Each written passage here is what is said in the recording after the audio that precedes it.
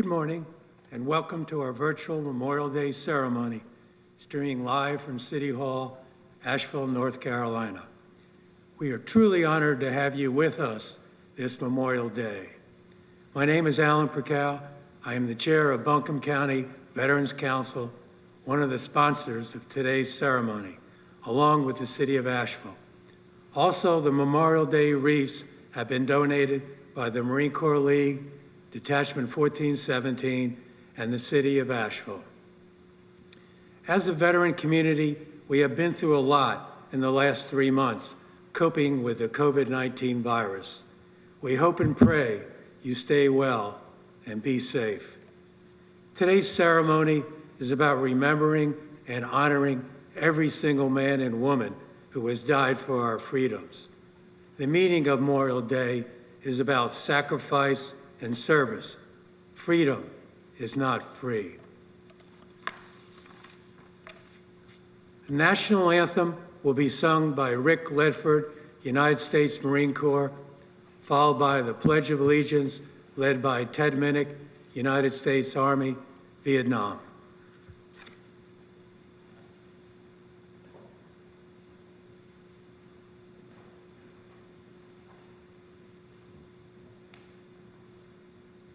Oh, say, can you see by the dawn's early light what so proudly we hailed at the twilight's last gleaming, whose broad stripes and bright stars through the perilous fight o'er the ramparts we watched were so gallantly streaming, and the rocket's red glare, the bombs bursting in air, gave proof through the night that our flag was still there. Oh, say, does that star-spangled banner yet wave o'er the land of the free and the home of the brave?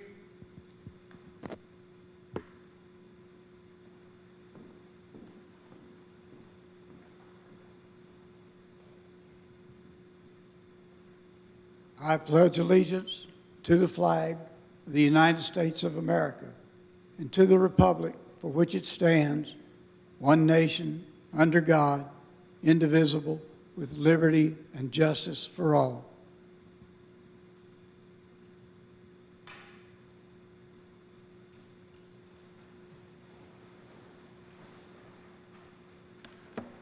Our first presenter will be Stephanie Young, Director, Charles George VA Medical Center, Asheville, North Carolina.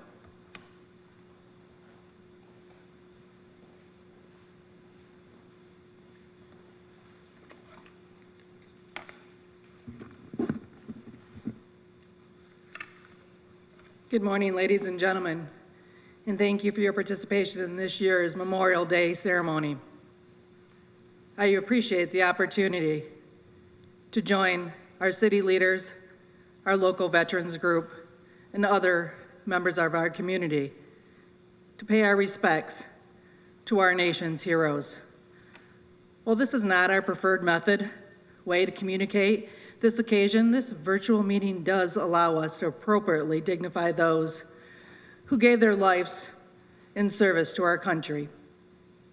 Today, we pay tribute to those who answered a noble call to protect and preserve the freedom of all Americans. We pay tribute to those who have died in active military service. Our way of life is possible because of the American service members, and the costs are counted not only in the lives that were lost, but also in the grief of the loved ones left behind.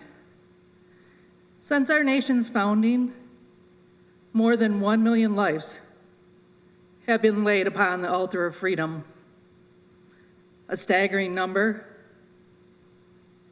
at a staggering price. The number of fallen are not just statistics. They are real men and women with families who lived in communities such as ours. To the war veteran and the families of the fallen soldiers, Memorial Day carries a significance so deep that words cannot express the feelings in their hearts. Their loneliness and pain continues. The widows, the widowers, the fathers, the mothers, the sisters, the brothers, the sons and daughters remember every day. The empty seat at the table, the smaller gatherings, the family members who will never be, voices of loved ones fading from memory. Those who have been personally affected understand and appreciate this day of remembrance. What would the fallen soldiers of the comrades ask of the comrades and of the country of this day? We can best honor their sacrifice by remembering their families who have lost so much. Long after the guns have been silenced and the bombs have stopped exploding, the children of the fallen warriors will still be missing a parent. Spouses will be without a lifelong partner. Parents will grieve a son or a daughter who left us way too early. We can never repay such a debt, but we can honor their memory and pledge our love and support to their families and their brothers and sisters in arms who returned from war. The Western North Carolina VA healthcare system and other VA healthcare facilities across the nation honor the legacies of our fallen by ensuring we give our best in service to current and future generations of veterans. Even though the current pandemic has caused us to change some of our methods we employ to provide care to our veterans, our resolve to ensure they receive the quality care they have earned and deserve has never been stronger. As we reflect on the contributions and dedications of the great men and women who gave the ultimate sacrifice and service to our nation, we do so with a heart filled with gratitude and admiration. As we gather here today, we can envision the white markers of the 7,400 graves at the Western Carolina State Veterans Cemetery. And as we think of church cemeteries, family plots, and those missing in action who never return for burial, it is a solemn day of reflection for all our fallen heroes. And to the loved ones left behind, know that their sacrifices are remembered and that their service to this great country is to be honored. How do we honor them? We can honor their sacrifice by serving their brothers and sisters in arms, who also put their lives in line to preserve our freedoms. Today, we pledge our devotion to these men and women, and we recommit ourselves to carry out President Lincoln's pledge to care for those whom shall have borne the battle. We can do more than just pause or bow our heads for a few brief moments. Take action. Attend ceremonies such as this. Place flags along the streets in your community. Place flags at the cemeteries. Clean a headstone. Mow a lawn for a veteran or their family. Place your hand on your heart and stand tall when you say the Pledge of Allegiance. Do a phone visit with the family of a fallen veteran. Cook a meal or offer to grocery shop for someone in need. Thank a veteran for their service. And most importantly, we must remember to teach our children the true meaning of Memorial Day, to ensure that Americans' hearts will continue to truly understand and remember that freedom is not free. Thank you. And to all the veterans, families, and current military members watching, we thank you for your service to our great country.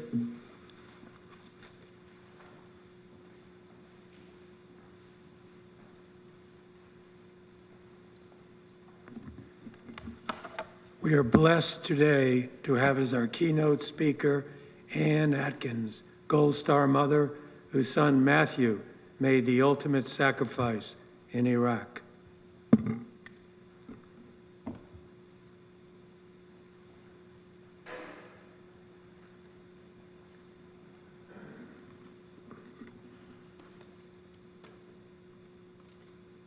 Thank you. Good afternoon. My name is Ann Atkins, and I'm a Gold Star mother. The organization America's Gold Star Families honor our military's fallen and cares for their survivors through national and local programs at no cost. So if there's anyone out there that feels like they could use a little bit of help, this would be a good organization to call. They supply you with a lot of support. I was asked to speak to you today because I am a Gold Star mother and because I am very, very glad to be here with you virtually. I am a little nervous, so, you know, but I know I'm with a very special group of people who will understand if I shed a tear or two for our beloved son, Matthew, who was killed on May the 3rd, 2007 in Iraq. First of all, let me just tell you a little bit about Matthew. It was so obvious to us when he was growing up, his attachment to the military. His first toys were toy soldiers, then toy tanks, then more toy soldiers. And then one day he was watching the Military Channel. It was a documentary about World War II. And he came running into us. And he stood there and he said, "Those Nazis were just terrible people, weren't they? Just terrible, terrible people." And then he thought for a moment and he said, "But they did have some real snappy uniforms." And then he ran back to watch the well-dressed Nazis do more evil things to other people. Later, his favorite TV channel remained the History Channel, where he educated himself with military history and later with history books. And my father, when they would visit, was very knowledgeable about military history, wars, and the specifics of them. And he and Matthew would sit forever, ever, and talk about the history of our country and their wars. And about the only time we saw them was when they decided to come in for dinner. And the years passed. Then came 9/11. As were we all, he was devastated and told us immediately that he wanted to join the military immediately. So this kind of event would never happen to our country again. But we said, "No, please finish school and then join the military." But he kept talking about it for months, years. And then finally one day he came home and he said, "Mama, I love you, and I want to do what you want me to do, but I can't do that this time. I have to join the military. I have to fight for my country. I am joining."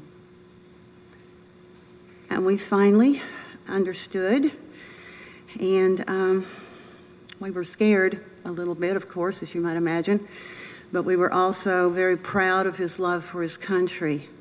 But if I can jump ahead just a little bit, we understood that, but one thing we did not understand was his voluntary response to go back to Iraq after he'd been home only 2 months on his first leave. And I said, "Why are you doing that?" And he called and he said he had volunteered to go back so that veterans who had husbands, wives, children could have more time with their families. He said it was the right thing to do, that he didn't have families, and he was sure that someday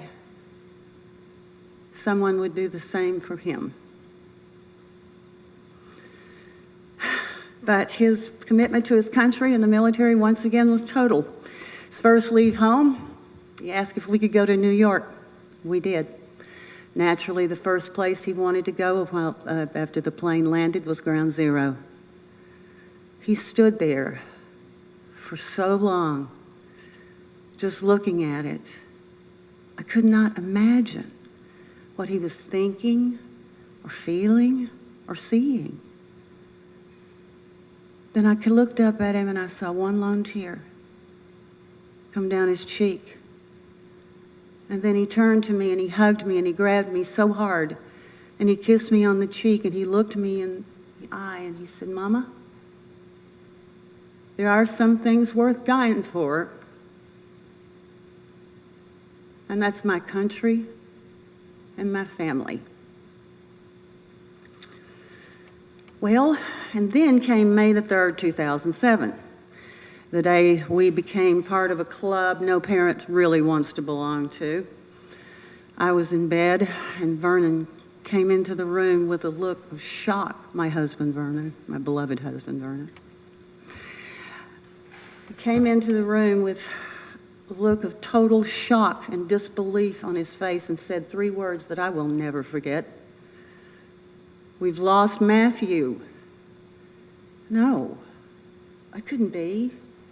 That was never supposed to happen. And I know what you're thinking. I know what you're thinking. Your son is in a war zone, in a war, and you think he can never be killed? Sure, yeah, I thought about it, but I would numb it out. I would put it out of my mind. I just couldn't think about it. But then, when I saw the expressions on the sergeant and the chaplain's faces, I knew it was right. He was gone. Then it hit me, it was real. And then, I have to tell you, pain such as I have never experienced in my life hit me. It was the greatest agony I have ever felt. I can't even begin to describe to you what it felt like. My head was just screaming, "No, no, no." And then something strange happened. I guess it was in defense. I shut down. I shut down, and not that I didn't feel sadness, but I could deal with it. I could deal with it. And this went on for months. And then, God help me, I thawed. And all the pain came back. And every day was a nightmare. You should never have to bury your child. Never. And I'll admit something to you. Did I think about killing myself to end the pain? Yeah. Yeah. I did. Many times. And might have, except for my wonderful husband and my wonderful daughter. I could not do that to them. Also during that time, I learned that men and women grieve very, very differently. Vernon seemed so much more composed than I did. I just couldn't understand why he was not grieving as I did. And one day I was upstairs and I heard a strange something from downstairs, and I ran downstairs, and there was my dear husband sobbing, crying. He finally began to show his pain and his grief. And after that, thank God, we were able to talk and understand one another's sadness. And thank God, we still do that today. I continued to work a few years after Matthew's death. Not that it meant much, you know. But one day I was in our Friday meeting listening to everyone sucking up to our CEO. And then it just hit me. What am I doing here? I'm not supposed to be here. This is not what I'm supposed to be doing. I'm supposed to be helping veterans.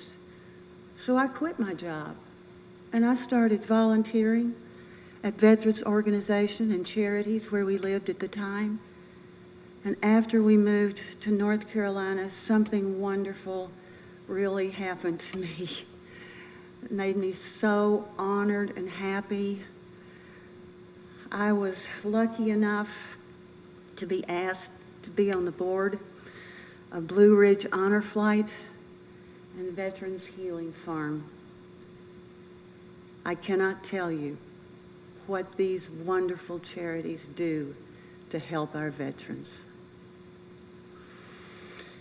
And after quitting my job and working for veterans, something important really happened to me. Very, very, very important. In fact, it was life-changing for me. I had a realization. I was looking at baby pictures of Matthew, and then all of a sudden I looked outside of some blooming, beautiful, beautiful blooming trees. And I thought to myself, it hit me. How very, very lucky we were to have had our baby for 24 years. What if we had never had him? We have been blessed to have our boy for that long. It was life-changing for me to come to that realization. And one thing that I've learned is that the military is a family. You gain new friends and sons that become like your own. They come and visit you, they stay for holidays, they call you mama. But there are not always happy times. One day, I received a call from Matthew's dear friend who said, "Mama, I had to call you and tell you this because I love you so much, but you're the one person I have to call and tell you I cannot go on like this. I cannot live like this. This has got to end. This has got to stop. I can't go on. I'm sorry, but I just can't go on like this." And I don't know where it came from. Maybe God was standing beside me. Or maybe I just said my true feelings. But I said, "Daniel, I don't think that's a good idea at all. Because I don't think I can stand to lose another son." And he was quiet for quite a while. And then he said, "Mama, I didn't think of that. I'm sorry." And we got him the help he needed, and he's better, and he's still our adopted son. I've had two horrific calls like that, and in each instance was so glad, thank you God, that I was able to help them. That somehow I said the right thing, and even better that they felt like they could call and talk to someone before they did something terrible to themselves. Did another healing. Remember that healing I told you about when I said so glad to have seen him had him for 24 years? Well, another healing came our way from Matthew's two best friends who were with him in the Army.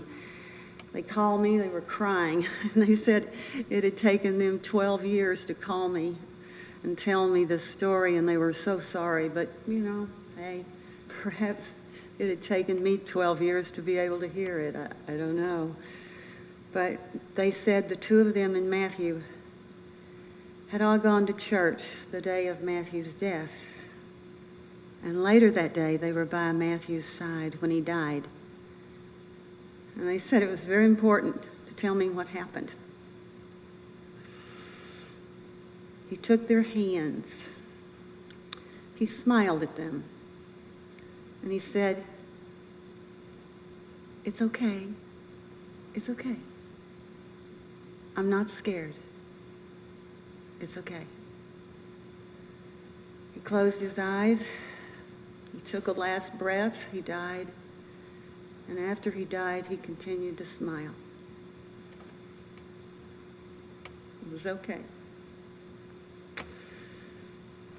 It's taken me a long and painful journey, but I have finally realized that our son Matthew died doing what he chose to do, doing where he chose to do it. How many of us are ever going to be able to say that, huh? Do I still suffer from anxiety and regret? Yeah, but I'm better. And I'm getting help from some wonderful new veterans friends that I have made, and from my wonderful Blue Ridge Honor Flight friends, and also veterans. Helping veterans helps so much.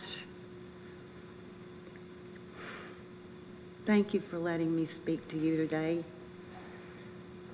I so wanted you to know that the things that I've shared with you today have given a new life back to me. It's not without pain and depression and anxiety, but you know what? It's a new life I can live with. This is a very, very special day, a day of respect, love, and honor. My sincere thanks to all the veterans out there and everyone watching who is paying those respects to those who gave the ultimate to their country. And finally, one more time, just one more time, I want to thank you so much for letting me tell you the story of our beautiful son's life and death from this world. God bless you all. Thank you.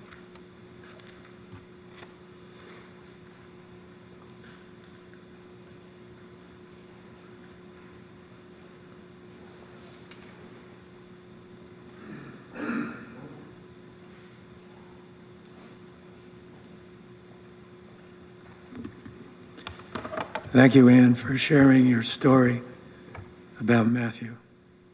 You've touched our heart. There will be 2 readings from the Brothers and Sisters Like These Veteran Riding Group. Ron Toller, United States Air Force pilot, Vietnam, and Tommy Cannon, United States Army, Iraq, with his son Isaac, who will be reading a Memorial Day tribute.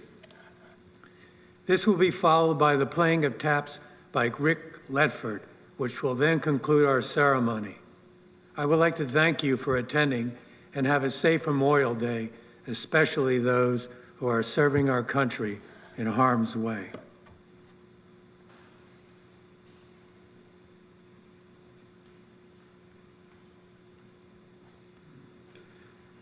I'm Ron Toller. Title of my piece is Memorial Day and Everyday Heroes.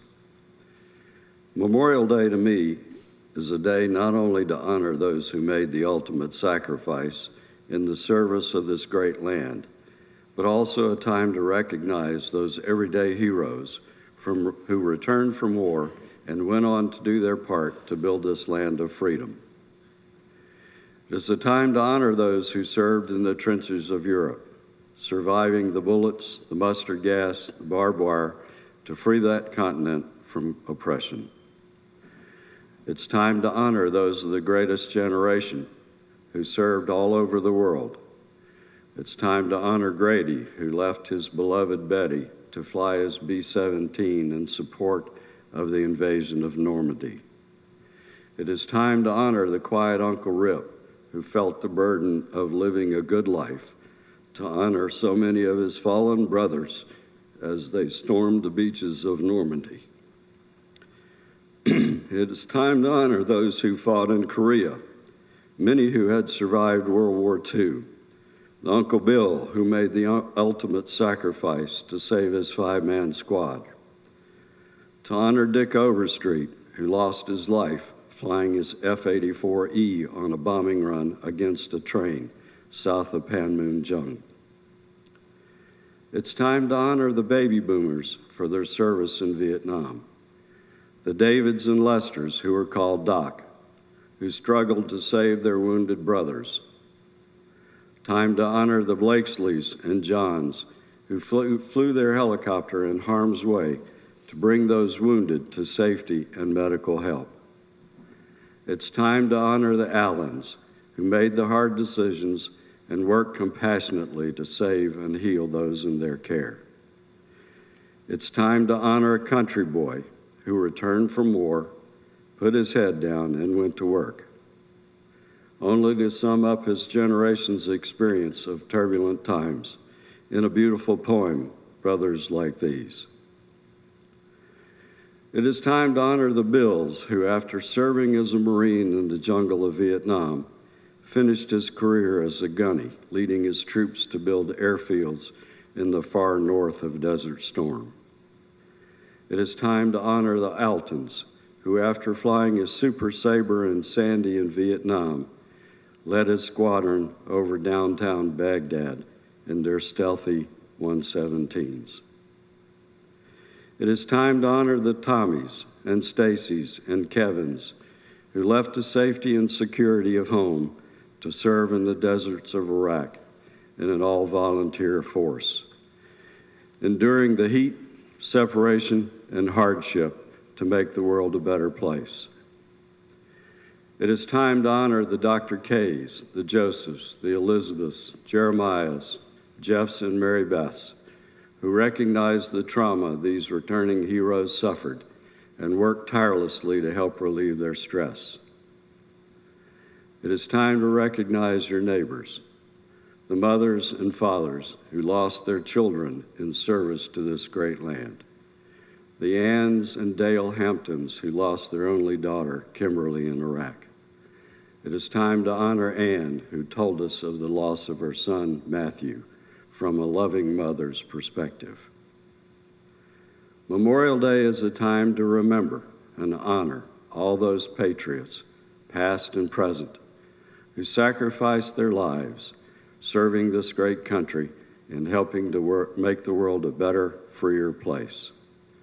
It is a time to honor those who returned home and have since died from their war-related illness and disease. They are not to be forgotten.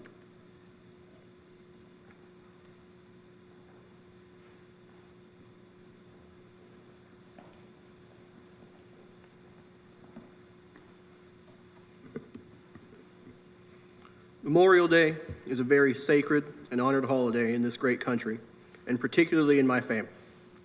It is a day of remembrance, and there are many that uphold this fact, and I know that myself and many others are grateful for everything done by those we are remembering today, as well as those still here.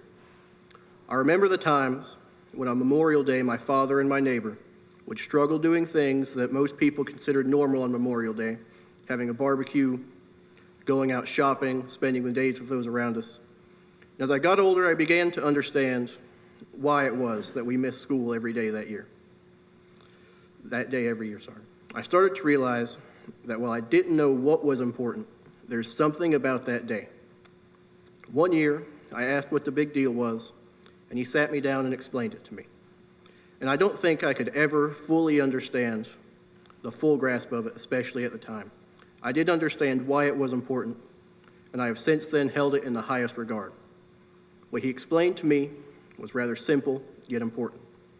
I learned that Memorial Day is a day to remember those who are willing to give everything for a people, not willing to do anything.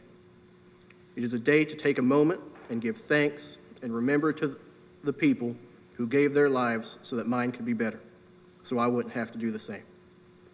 My father explained to me the reason he struggled to do all those fun things that day. Many of the people he knew are some of those heroes who gave it their all. I began to understand the meaning of a hero and someone who will give for something bigger than themselves, something that they love. Memorial Day is a day the flag is flown at half-staff until noon and full mast the rest of the day. This is a subtle explanation to all that we need to remember those men, but also celebrate them and what they made possible. They allowed this great country to grow and survive. A few years ago, I was able to go somewhere that lets you fully understand the meaning of Memorial Day. I went to Arlington National Cemetery. On our way there, I was bored and hyper like any other 12-year-old would be. But as soon as I saw the rolling fields that looked like they never ended, I realized the kind of place I was in, and I was overcome with the sense of needing to be worthy. All of those more than 400,000 men and women buried there gave their all for this country and everyone living in it. It is a place I believe everyone needs to see in person, and the fact it is a somber place may drive people from doing so, but that is exactly why it is important. Memorial Day is a day that only some can truly understand. and I cannot even begin to understand, but I understand enough to take a moment and remember the hundreds of thousands of people who sacrificed everything and thank them. And I believe that everyone should do something, whether it be taking a moment, volunteering, donating, going to a ceremony such as we are doing today. It is a solemn day and needs to remain that in the minds of everyone. Thank you.